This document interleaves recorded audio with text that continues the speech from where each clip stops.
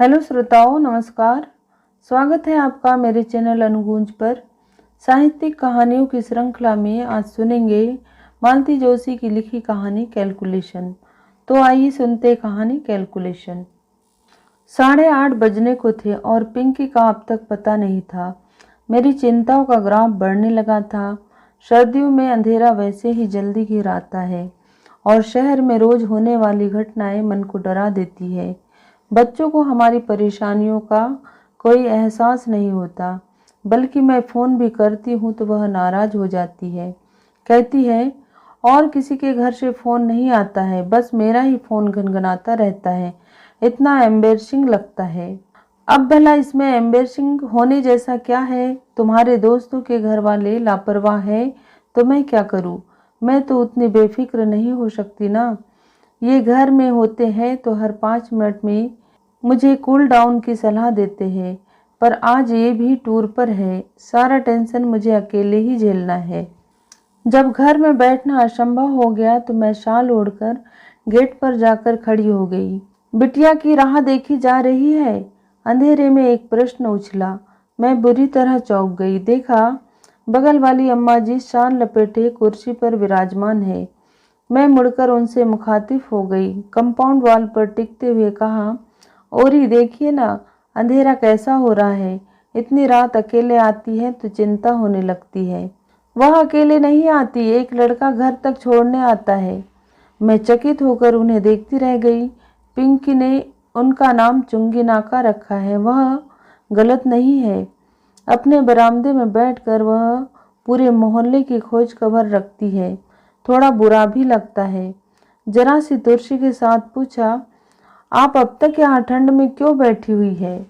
अरे बेटा अभी अभी दफ्तर से लौटा है, उसका चाय नाश्ता हो जाने दो, फिर भीतर जाऊंगी। मतलब? अरे मुझे देखेगा तो पास बिठा लेगा, मेरा हालचाल पूछेगा, दफ्तर की बातें बताएगा। बहू को यह सब अच्छा नहीं लगता। कहती है, शादी क्यों की, जिंदगी भर अम्मा के पल्लू से बंधे रहते। कहते हुए उन्होंने शाल को और कसकर लपेट ली। मैं चुप हो गई। हर घर की अपनी समस्या होती है, उससे खुद ही निपटना पड़ता है। बाहर वाला कुछ नहीं कर सकता। इस समय तो मैं अपनी ही चिंता से ग्रस्त थी, दूसरों की मदद क्या करती। मुझे ज़्यादा प्रतीक्षा नहीं करनी पड़ी। कुछ ही देर में मेरी समस्या यानी कि पिंकी रानी पधार गई। साथ में वह लड़का भी था। पिंकी बाहर से ही चिल्लाई, मम्मा वहाँ ठंड में क्या कर रही हो? अब उस लड़के ने मुझे देखा। नमस्ते आंटी। नमस्ते बेटा, आओ भीतर आओ, गर्मा गर्म कॉफी पिलाती हूँ। स्कूटर बाहर खड़ा करके वह निसंकोच भीतर चला आया। रोज तो बाहर से ही चले जाते हो, आज पकड़ाई में आए हो? प्रियंका ने कभी बुलाया ही नहीं, मैं तो रोज आ जाऊंगा। मैंने फटाफट कॉफी बनाई, सूखे नाश्ते के साथ सर्व की और कॉफी पीते हुए उससे ढेर सारी बातें पूछ डाली। जब वह चला गया तो मैंने जैसे अपने आप से कहा, लड़का अच्छा है ना? कहीं तुम इसके साथ मेरा गठजोड़ा करने तो नहीं सोच रही हो? एक ही बैठक में उसके खानदान की सारी हिस्ट्री ज्योग्राफी पता कर ली, इसलिए पूछ रही हूँ। हर्ज क्या है? No mummy, he is just a friend. Coaching तक लाने ले जाने के लिए ठीक है, पर शादी के कतई लायक नहीं है। इतने मीडिया कार पर्सन से शादी के बाद तो मैं सोच भी नहीं सकती। कैट की तैयारी कर रहा है, सो क्या ऐसे ही? पता है मम्मी, यह उसका तीसरा अटेम्प्ट है। तो तुम कौन सा पहली बार में ही निकल जाओगी? तुमसे तो बात करना ही बेकार है, उसने तुनक कर कहा और कपड़े बदलने चली गई। इन लड़कियों को समझाना सचमुच बहुत मुश्किल है। पिछले साल तक सुनील नाम के एक लड़के से अच्छी खासी दोस्ती थी। दोनों ने टेबल टेनिस में कॉलेज को कई बार रिप्रेजेंट किया था। फिर एकाएक उसका आना बंद हो गया। मैंने पिंकी से पूछा तो बोली, जनाब खेल खेल में लाइफ पार्टनर बनने के सपने देखने लगे थे। How rubbish. एक लड़का था रजत, 2-3 नाटकों में दोनों ने साथ में काम किया था। लड़का सुंदर था, संपन्न भी। मुझे तो सुशील भी लगता था, पर पिंकी बोली, मम्मी उसे ऑफ स्टेज देखोगी ना तो तुम्हें मतली सी आ जाएगी। फिर उसके साथ क्या काम क्यों करती हो? Because he is a fine actor. कल को बॉलीवुड में जाकर बड़ा स्टार बन गया तो? नो चांस मम्मी, वहां तो बस लोकल हीरो है। वहां तो ऐसे सैकड़ों मारे मारे फिरते हैं, कोई घास नहीं डालता। मैंने सुना है लड़कियां उस पर जान छिड़कती हैं। लड़कियां परले दर्जे की बेवकूफ होती है, तभी तो ऐसे लोगों की बनाती है। कई बार मेरा मन पूछने का होता है कि लाडो, तेरी नज़र में कोई मिस्टर परफेक्ट है भी? उस दिन कॉलेज से लौटते ही बोली, मम्मी थोड़ा सा विटामिन एम स्पेयर करो, पार्लर जाना है। क्यों? कॉलेज में फंक्शन है क्या? कोई फंक्शन तो है पर कॉलेज में नहीं, बर्थडे पार्टी में जाना है। Kartik is throwing a party. Kartik इतने दिनों कहाँ था? यही था, पढ़ाई में बिजी था, पीजी कर रहा था, है ना? एकाएक तुम्हें कैसे याद कर लिया? याद क्यों नहीं करेगा, मैंने उसे भूलने ही कब दिया है। हर साल बर्थडे पर विश करती हूँ, न्यू ईयर पर कार्ड भेजती हूँ। हाँ, पार्टी आज पहली बार दे रहा है। कार्तिक की पार्टी में खूब बन सवर कर गई थी, बार बार पूछ रही थी, मम्मी मैं कैसी लग रही हूँ? मैं ठीक लग रही हूँ ना? मेकअप बहुत गाढ़ी तो नहीं है? साड़ी बहुत जॉर्जी तो नहीं है?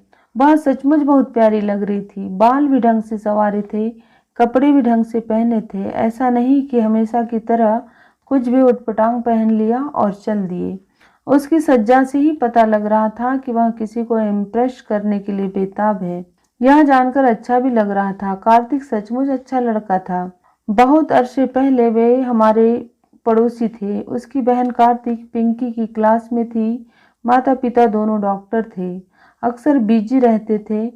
कीर्ति का अधिकांश समय हमारे यहाँ ही गुजरता था। फिर मोहल्ले बदल गए, पर एक ही क्लास में होने के कारण कीर्ति और पिंकी की दोस्ती बनी रही। हायर सेकेंडरी के बाद वह भी भाई की तरह मेडिकल में चली गई। आना जाना कम तो क्या, एक तरह से बंद ही हो गया।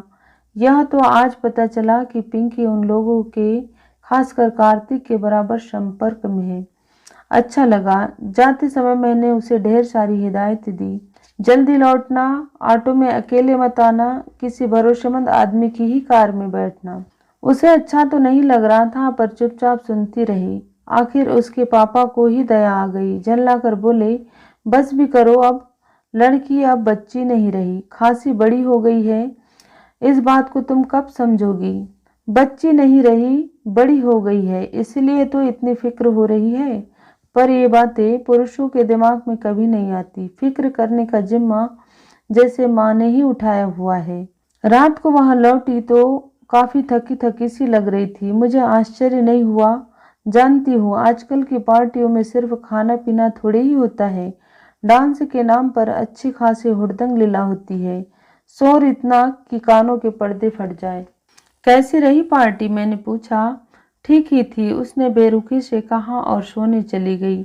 अब मुझे ताज्जुब हुआ। और कोई दिन होता तो मुझे पूछने की जरूरत नहीं पड़ती, वह आते ही शुरू हो जाती। यह भी भूल जाती कि आधी रात हो रही है और मम्मी, जो उसके लिए अब तक जाग रही थी, सोना चाहेगी। पर आज तो उसे बात करना भी मुहाल लग रहा था। जाते समय जो उत्साह फूटा पड़ रहा था, उसका लेश मात्र भी अब बाकी नहीं था। सुबह चाय के समय उसके पापा ने पार्टी के बारे में पूछा तो बोली, पापा पार्टी तो शानदार होनी ही थी। उसने अपने एंगेजमेंट जो अनाउंस करनी थी। अरे वाह, किससे शादी कर रहा है? अपनी बेचमेट से। दोनों ने साथ में ही पीजी किया है। इसका मतलब है घर में डॉक्टरों की एक पूरी फौज तैनात है। तब तो उनके नर्सिंग होम का भी एक्सटेंशन करना होगा। बिल्कुल होगा।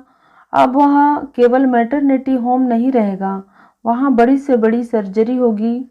इसलिए तो उस बोर्डम से शादी कर रहा है। अगर उसे पीजी में एडमिशन नहीं मिलता तो वह उसे लिफ्ट थोड़ी ही देता, किसी और को पटा लेता। उसका स्वर अत्यंत कशेला हो गया था। अंकल आंटी भी तो उसकी डिग्री पर ही रिझे हैं, नहीं तो कार्तिक के सामने तो वह कुछ भी नहीं है। It is a business deal all in one. और फिर उसका स्वर एकदम तरल हो आया। पापा पापा, आजकल लोग नाप तौल कर ही प्यार करने लगे हैं ना? उसके स्वर का गीलापन मुझे भीतर तक भिगो गया। मन हुआ उसे गले से लगाकर सांत्वना दूं, कहूं कि लाडो, इसमें कार्तिक का क्या दोष है? अपना नफा नुकसान देखना तो जमाने का चलन है। तुम भी तो इस इल्जाम से बरी नहीं हो। वैसे भी टूटकर प्रेम करने वाली पीढ़ी अब रही कहाँ? वे लोग तो कब के इतिहास बन गए। तो ये थी कहानी कैलकुलेशन। कहानी वाचन का प्रयास यदि आपको अच्छा लगा हो तो मेरे चैनल को सब्सक्राइब और लाइक करें तथा अपने दोस्तों को शेयर करें। धन्यवाद।